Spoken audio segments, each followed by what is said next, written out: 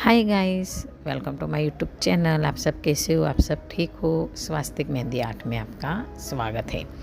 आज मैंने बहुत अच्छी प्यारी रोज़ मेहंदी डिज़ाइन ड्रॉ की है, क्योंकि ये रोज़ मेहंदी डिज़ाइन अल्फ़ाबेट के साथ है, क्योंकि अभी इसकी ट्रेंडिंग चल रही है। अभी ये मैं ऐसी मेहंदी डिज़ाइन बहुत ट्रेंड में चल रही है, इसलिए मैंने सोचा आपके लिए ये मेहंदी डिज़ाइन मैं ड्रॉ करूँ।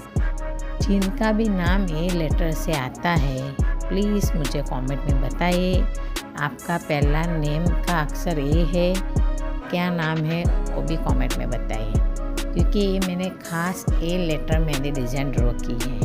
अभी इसका ट्रेंड चल रहा है, तो आपके लिए न्यू मेहंदी डिज़ाइन, तो प्लीज़ लाइक कीजिए, शेयर कीजिए, और ये मेहंदी डिज़ाइन आपको कैसी लगी वो भी बताना, और किस किस कैपिटल में आपको ऐसी मेहंदी डिज़ाइन का वीडियो चाहिए तो आप मुझे बता सकते हैं। मैं आपके लिए ऐसे अलग अलग कैपिटल में भी ड्रॉ करूँगी। तो तब तक फुल वीडियो वॉच कीजिए, लाइक कीजिए, शेयर कीजिए, सब्सक्राइब करना मत भूलिएगा। बाय।